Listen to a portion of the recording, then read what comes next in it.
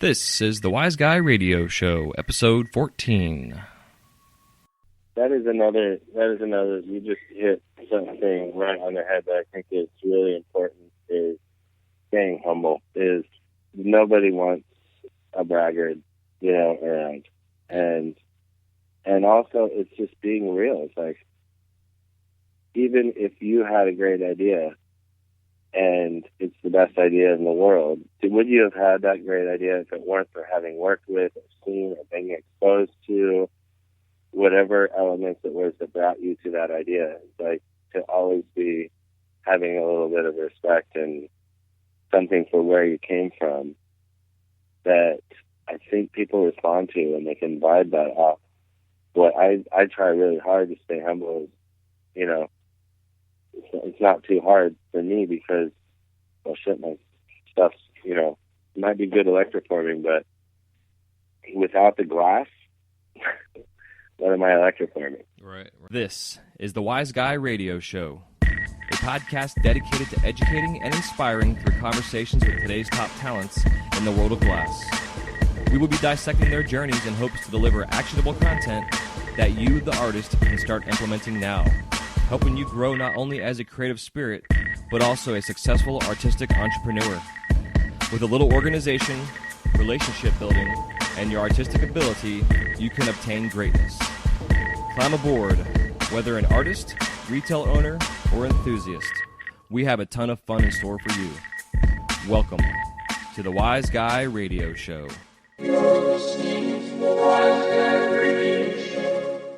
This episode of the Wise Guy Radio Show is sponsored by Wise Guy Media, a new company dedicated to showcasing the talents and offerings of their customers through podcasting, eye-catching graphics, logo, and customized web design. Established in 2015, Wise Guy Media is continuing to push the elements of web and logo design with outside-of-the-box ideas and up-to-date graphic-generating programs. Whether you want to launch your own podcast, need a website, or a new logo for your brand, they have all your needs covered to promote yourself and get your brand recognized in your industry.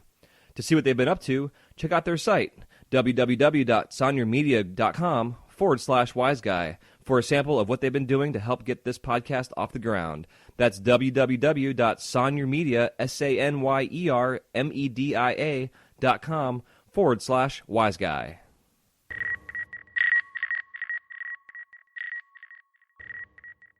So you mind if we get a little bit of talking about your brother? Oh, yeah. Awesome. Yeah. Yeah, because I know, like we've talked about in the past, Murr was a big influence in my work coming up and just seeing his style and creativity, but also his movement in the community itself, really pushed. Yeah, he was extremely dedicated to this community. Yeah, for sure. So those that don't really know who Murr is or about him, you want to give us a little insight into him? Well, let's see.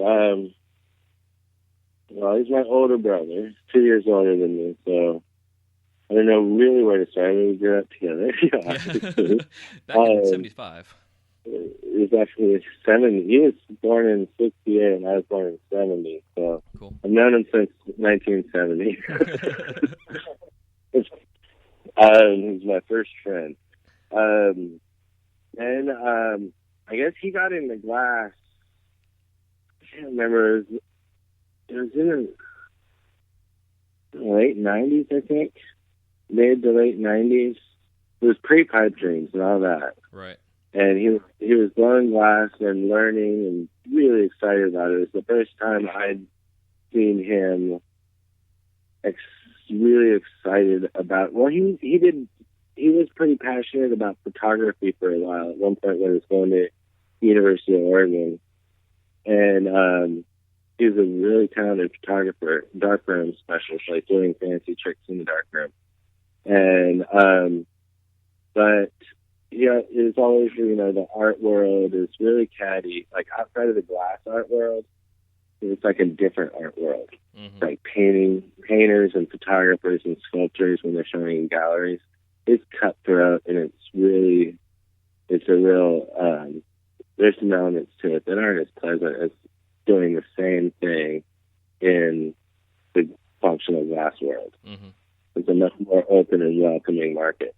And so when he got into it, he started, working with doing production. I think he worked for Skyglass a little bit in Eugene doing production. He also worked for this glass artist that since passed also.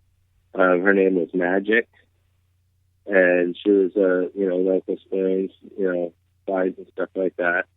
And then he got into he started getting more and more into the prep work. That's where his zen was, I think, is creating that prep work to use in the chaos style that he became sort of more known for. Mm-hmm. Is whipping things around with different layers that weave in and out of each other, and creating space on the surface, if that makes sense. Oh yeah, that's like a depth to the pieces. Yeah, that's a big part of his work that influenced me. The layering, not the marbling look to it necessarily, but you could look at his work and just stare at it for 3 or 4 days just looking at it, Right, and it had a pretty good influence on other glassblowers. AK started working the same style a little bit. Other glassblowers started taking on the chaos style, and not many people stuck with it because it is so labor intensive in the prep end of it. Mm-hmm. But that's where he really shined. It's like he had a knack for, and he got a lot of ple- out of pulling the stringers and wrapping that color around, and he got really good at it, and he could do it for days, and just not get tired of doing that aspect. And then when he starts building a piece, it's almost like he has these incredible colors to work with because he's been making all this prep work. Right. But then he also started, I can't remember what year it was, but he started moderating with the top glass of the melting pot site with Misha, and he really, that's where I think he had a real profound effect on a lot of other glassblowers. And this was while I was still, I appreciated the glass, I liked looking at it, but at that time, back then, I was a museum designer, and it wasn't exactly like the newest pipe wasn't the most exciting thing to me at that point in my life, because I was paying attention to giant gallery walls and other, I was on another trip, and but so some of the specifics of exactly, but I'm not clear on what he was doing at the melting pot, but I have heard over and over and over again about people that said they came to him, they had some sort of crisis or some issue that they needed to work out, and he had a way of talking to people that would make them feel at ease and at home, and work through the problems, and get people to be able to answer their own questions. That's something our dad was really good at as well. Nice. He's like, you come to him with some sort of problem, and he'll find a way through the conversation to get you to find the answer that you're looking for without having to tell it to you. Huh. That's cool. Magic trick. I can't do that. You could. I guess I didn't get that in the gene pool. But so many people have come every year at DFO when I see them, or at trade shows, or just when I'm down visiting Eugene and I stop by the Cornerstone shops and say hi, and people, he's like, oh, your brother was just such a positive influence on me during this career. I would never have stuck with it if it weren't for him. And I hear a lot of that, and it really makes me feel good to keep hearing it, because when you hear that your brother just passed on, it's like made a lasting effect on a community that he loves so much. Yeah. That was another really nice thing about the DFO last week, is that they dedicated the stage where all the music and everything happens is now the Murr Monkey stage. Yeah, that's so awesome, bro. I saw that. And they had a really nice dedication, and that was a real touching moment. Yeah, that's with our community, that's what I love. We don't all know each other personally, but we all do on some level, and the the way the community come, like when he passed, it was amazing how fast the community came together, from all over the world. It's true. Yeah. I mean, after he passed, the auctions that went down to help his family, to help Zoe and Anna, was mind-blowing. Like, mind-blowing. I mean, Team Japan did a piece for him. Brushland, everybody. Every Clinton. I mean, all these glassblowers stepped up, made beautiful pieces, auctioned them, and just sent it directly to, their PayPal. Yeah. And it was just such an incredible outpouring of support, and, Yeah, I think myself, it was one of the first auctions I had ever done before on Instagram. Like, I do them now more often as, like, a regular thing, but, like, I think it was, like, the second one I had ever done. But I was, like, as soon as I saw it had happened, I was like, holy shit, I am all over this. Right. So and I think it was at the time, too, what I got for the auction was honestly the highest amount of money I'd ever been paid for an individual single piece, too. So, it was the whole overall experience was just amazing. Auctions are a really great way to, like, if you've got something new that you're not sure where it falls in the price category, and auctions are a great way to sort of take the piece's temperature. Yeah, find out how hot it is, because you show it to people and you're like, this is for auction. It's like, you can set a private reserve. Say I want at least this much for it. Mm-hmm. And so the reserve may or may not get met, but then when it gets met and then tripled, you're like, whoa, okay, now I did something really good here. And right away, because sometimes you don't know when you're in your shop and you're alone, and you're like, I'm just making these things, and it's new, but, I don't know what anybody's reaction is going to be. So you throw it on social media, and it's kind of like, what is the instant reaction is a good way to gauge how popular and lasting this piece can be. Yeah. As far as like a new form, a new shape, a new design that you want to, incorporate into production maybe, or maybe it's just something that you want to do one of them. And it's so hard. You don't want to do that many of them. Yeah. No, I agree, bro. That's I was talking about that a couple shows back. Was that's what I do a lot as well. I usually start my auctions off at like what I'd wholesale it for. And then just kind of go from there. But yeah. I like the idea of the reserve as well. It makes more sense. Yeah. Well, and, you see a lot of people where it's like, there is a reserve, but they'll start it at like 1 penny and then be like, well, in increments, and somebody will jump right away and be like, I haven't done the start at 1 penny thing yet, but I've seen like Clinton, he'll start it'll be like, reserve, there's a reserve in place, bidding starts at whatever, and instantly somebody's like, $400. Yeah, it's crazy, like, right? Opening bid, $400. Yeah. And then it just goes up from there. I mean, you just watch one of those Ticina, those super beautiful sand carved Ticina pieces with all the stacked colors, and you watch it go from $400 to like $4,000. Yeah. In the course of a day on this auction, and it's like, if that were my product and and something like that happened, I'd be like, yes, Ticina dolls. Exactly. Maybe that's my down payment on my next house. Oh shit! But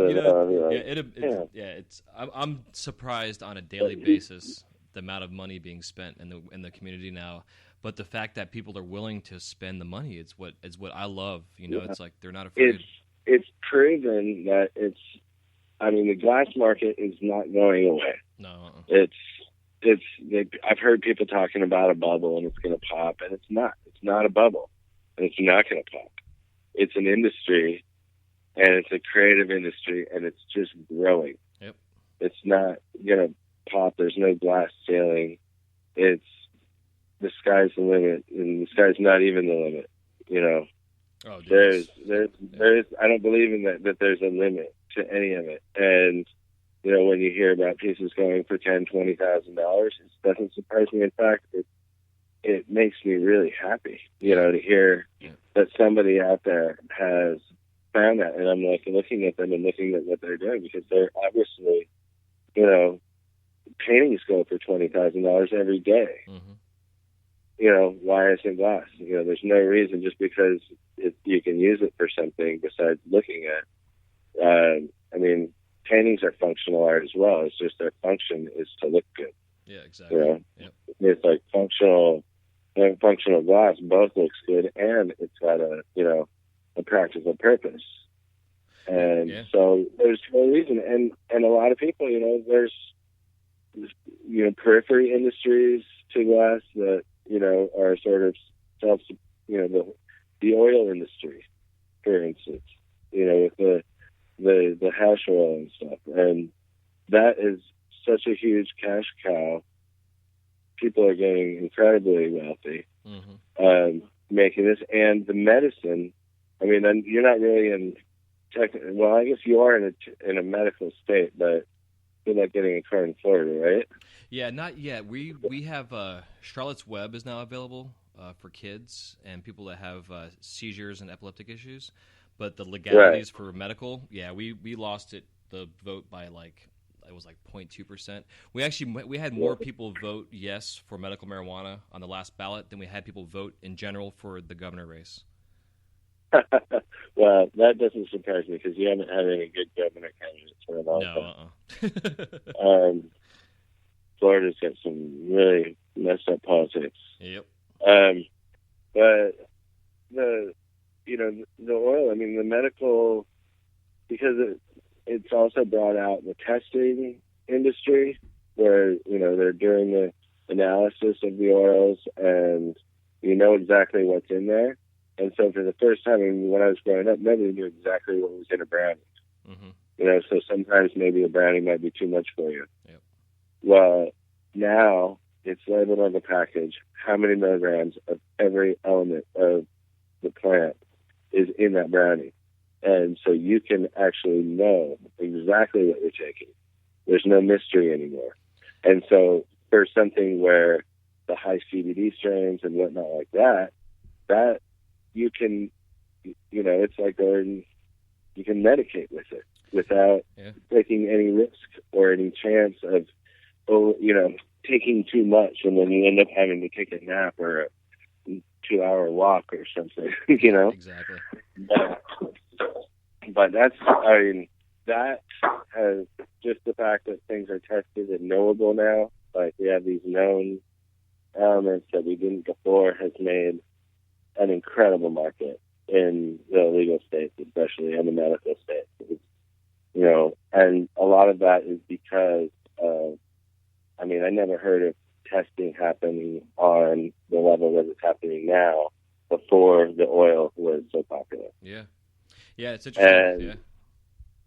And and then there's the oil is, at first, there's a lot of, residual solvents and stuff in the way they used to be doing it. My friend Lou Swan runs Sub-Zero Extractors, and he's so dedicated to having a product that takes all of the solvents out that, most of the cannabis pets are on his machines now because of that. And all the the oil competitions, national and in Spain, and I think there's one in somewhere else. There's another one outside of the country. Maybe it was in Canada. There was one with his machines as well.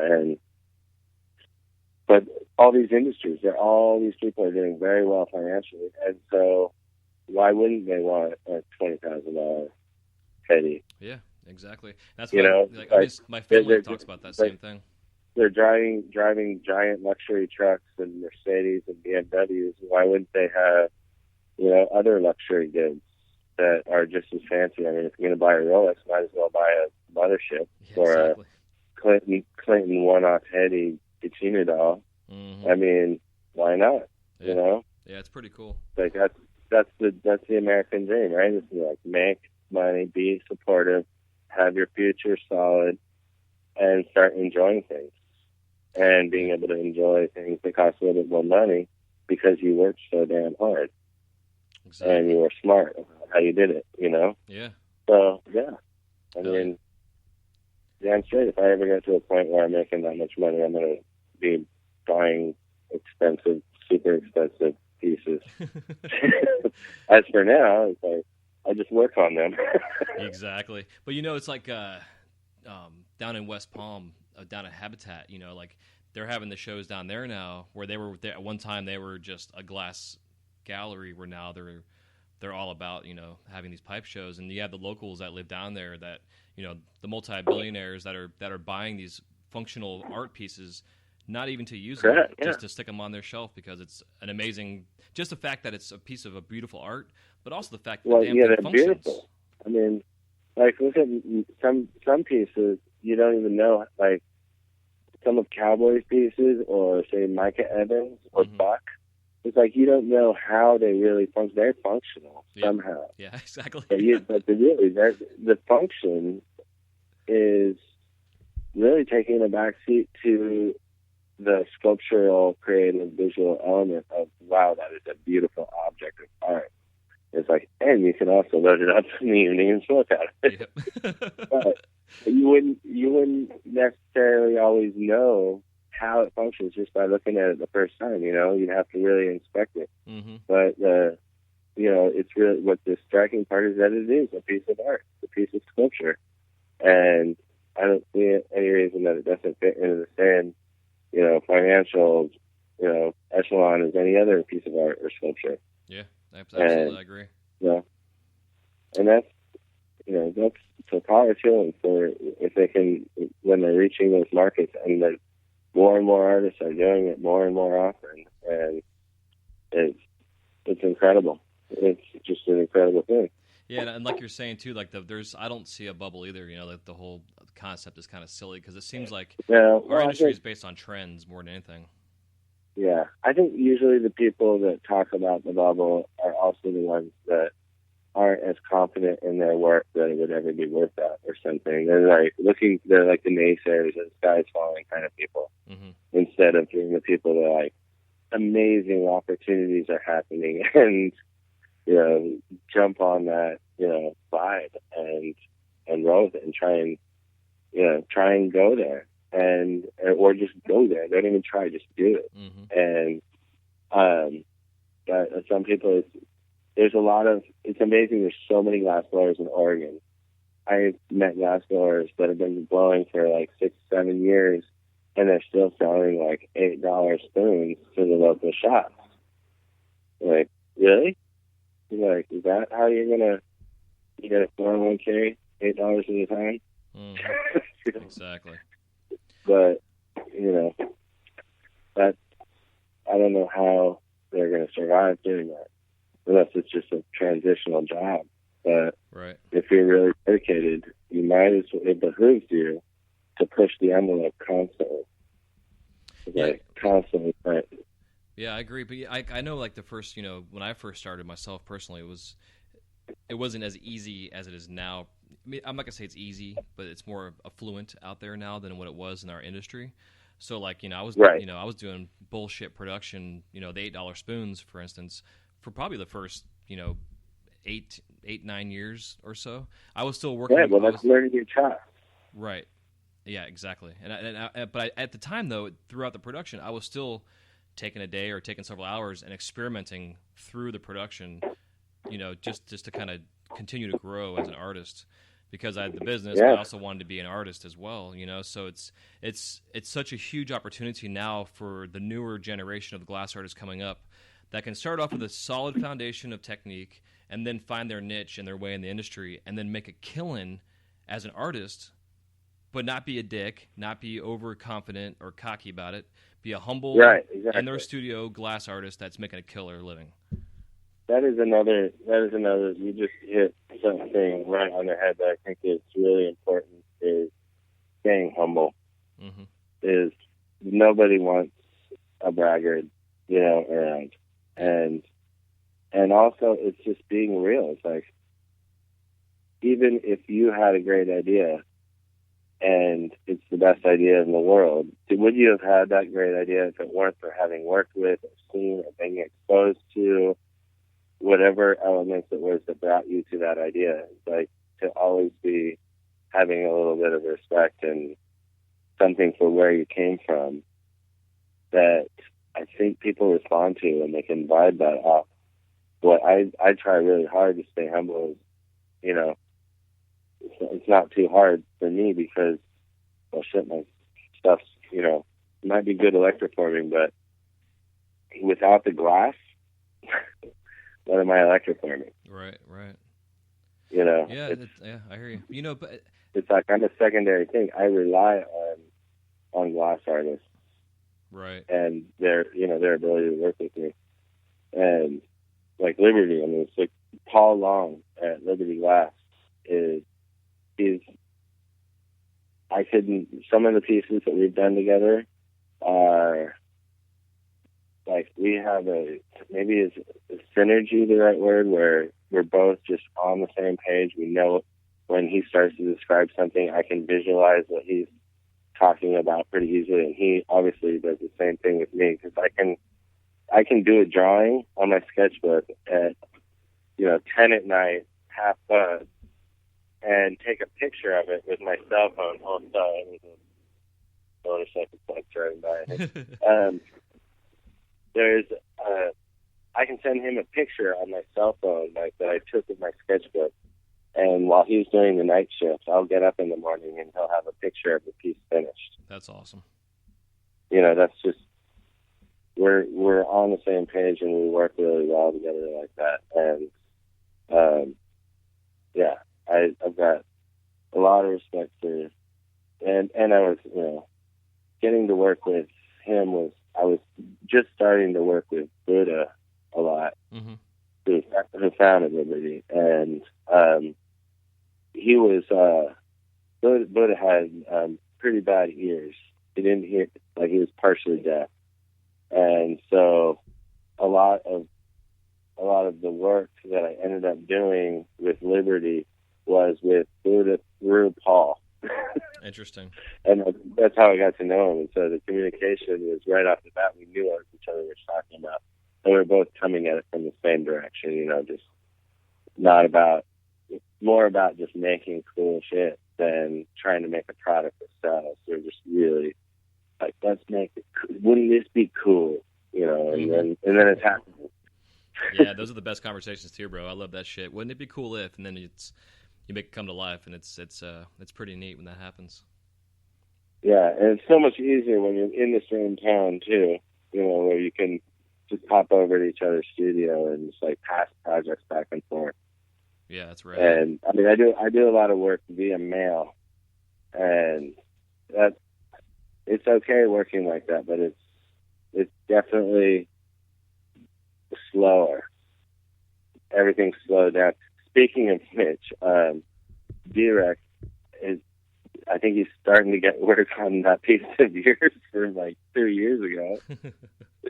Speaking of things taking a long time. Right. I mean, I was talking to him not long ago. I think he's going to get to it right after the whole Chalice Spook goes down. Nice. Because he's doing kind of like what Murr did for the DFO, and Matty White does for the Champs last games. He's like doing the artist organization, and making sure that all the artists have their stuff in play and are ready for the flame off. Hell yeah. And so that's a real big job. And I suppose I know the DFO was probably, of those three, I'm thinking the DFO might have been the easiest one because it's a smaller event, but like Chalice is huge this year. I saw it, man. Holy shit. It's stadium style huge. And it's the biggest glass event, it's not even a glass event, it's a hash event. And glasses almost seems like it's sitting second. Yeah, it's totally secondary. Yeah.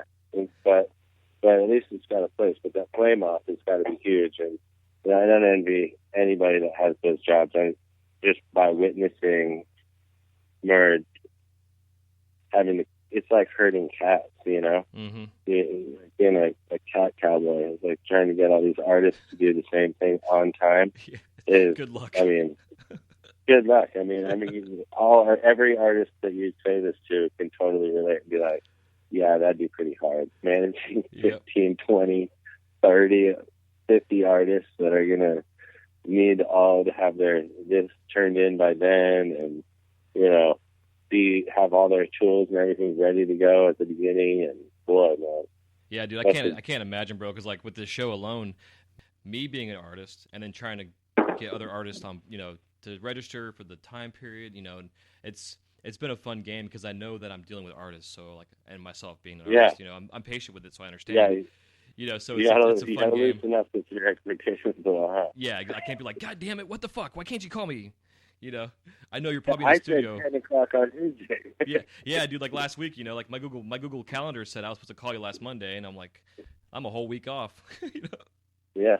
Well, I'm glad because I was telling Eugene when I got that message. I was like, oh man, is that today? I went back to my schedule. I was like, oh, okay, next week. He's true. Yeah, I was tripping. Well, I have my lightning round set up, and it's more designed for glass artists, but I think it'd still be fun to talk to you and ask you the questions as well. So, okay. You know, I figured we'd just go ahead and do the lightning round with you anyways. So, cool. The lightning round consists of a couple questions here, short questions, and I just need a quick 30 to 60 second answer. And then if they go longer than 60 seconds, it's okay, but no big deal. So let's get the lightning round going here. All right, so if you could work with any living glass artist that you haven't worked with before, who is it and why? I'm going to say right now I want to work with Jared DeLong really badly. His glass art is phenomenal. His design elements are right up my alley as far as aesthetics that I like. He's got techniques with cold working that are fascinating to me, with the where he creates like the texture of a snake skin into the glass, and it's like sand carving. We already know how much I love, you know, deep carved sand glass, and it's another element that adds texture to the glass that I can't see any way that copper and it together aren't going to be a match made in heaven. Hell yeah! And he's an incredibly cool guy. I met him at AGE, and I've stayed in touch with him ever since. And he's just a very down to earth, smart, educated, deep thinking individual. Hell yeah! Awesome. If you could describe the sound of glass cracking in one word, what is it? I think that word is Perfect. Oh man. Your top 5 favorite colors. 5 favorite colors. Glass colors. I'm gonna say I don't know the names of all of them, but I am a big fan of. There's a very pale blue that's a transparent that looks like a sapphire. There's the dichro stuff that's coming out of like is it dichroic alchemy in Ashland with turtle time and waves. Really cool elements, and I've been seeing the sparkly glass coming around with this dichro flex in it. Let's see, another color. Clear is pretty nice too. No color. I do. I like clear. I like clear mixed with, incomos, and where, there's clear sections in there, and it adds a little light and visual lightness to a piece. I think that, I don't know if I have a favorite color though, but I am excited about a lot of the new stuff that's coming out. I'm not crazy about the, I don't have a black light in my house, so I don't see the point of having a black light reactive piece. Not personally. I mean, it might be me and the kids might love it, but I haven't had a black light in my house since I had a Velvet Elvis poster in like 1989. That's fucking cool, man. Hell yeah. So, what's your worst injury you've ever experienced? Worse, well, I broke my spine once, but Yeah. and I've broken a lot of bones. But in the shop, in this industry, my worst injury have been just lacerations, cuts. Because you get some of that electroforming fluid on the open wound, that'll tell you what sting is all about. I can't imagine, dude. Holy shit. So, you're not a glass artist per se, but if you can give your beginning artist self any advice, what would it be? Work fucking hard. Always work hard. Don't take anything for granted. Hell yeah. If you were stranded on an island that had a glass studio on it and only supplied gases and a kiln, and we'll say for this instance for you, there are, say, 2 rigs in there waiting for you, what 5 items would you bring? I would bring... One item would be an entire electroforming setup with a solar panel. Nice. Because, which I may be getting, my shop may be going off the grid here soon. If I can get a panel and the battery setup, I think that it's all possible. I don't use that much electricity. I would bring files, sandpaper, and a bottle of ammonia for patinas. Hell yeah. Cool. And electroform stuff. If I had a glass studio and some pieces on hand, that's what I'd do for a shop. Like the most important shop items, I think that's the root of the question, is the bath, the patinas, and something to work the copper with. Nice. Files, sandpaper. Heck yeah. So the last question for you, is there any short parting piece of advice that you can give a newbie? Advice to give a newbie, I'd say don't expect the world all at once. Constantly strive and constantly learn. Always be learning. A day without learning might as well be, a sick day. Yeah, exactly. That's the beauty with this industry, man. I learn something new every single day. Learning is important, and being open-minded to learning, and don't be rigid. Heck yeah. Don't hold on to your own assumptions and presumptions too tightly, because somebody's going to prove you wrong. Yeah. Love it, brother. So tell us how we can get a hold of you and find you out there in the world of cyberspace. Okay, Instagram is Shipwreck Glass. And Facebook is Chip Stealer. Facebook made me change my, it can't be called Shipwreck, but I do have a fan page on Facebook as well called Shipwreck Glass. But the best way to find me and get a hold of me is shipwreckglass@gmail or direct message on Instagram. Beautiful. Hell yeah, man. Well, again, as always, thank you so much for your time. It's I've known you for a while again, but it's always good to get to know you even better, brother. That's right. Thank you for including me in this project. This has been fun. Yeah, man. Yeah, it's exciting. I've gotten amazing feedback from the community from doing this. Only having you're number 12 right now for the shows, so it's actually no, you're number 13. But that being said, yeah, it's one of those kind of things that popped in my head one day, and I got an opportunity to start doing this, and did it, and I'm like, I ain't turning back, dude. So awesome. That's great. I mean, it's good exposure. You get to talk a lot about glass, which I know you love doing. So I can't see how it couldn't be fun, and it's good for everybody else out there that wants to, hear what somebody else is thinking about. Yeah, exactly. Amen. Well, you enjoy your 100-degree Oregon weather for a couple more days. Hopefully it gets cooled down for you guys, man. Shit. Yeah. All right. I'm going to go get out the garden hose and pretend like it's raining here. There you go, dude. I'm going to go outside and jump in the rain myself. It's pouring outside, so good time. Man, Josh. Yeah, we got some rain today. All right, homeboy. Good. Well, safe times out there, and I will be in touch. Okay. Take it easy. Let me know when things get edited down. I'd love to hear it. Thank you guys so much for listening to this episode of the Wise Guy Radio Show. If you have any questions, comments, or remarks, please leave them in the show notes page area where it says comments. We'll see you soon. Have a wise night.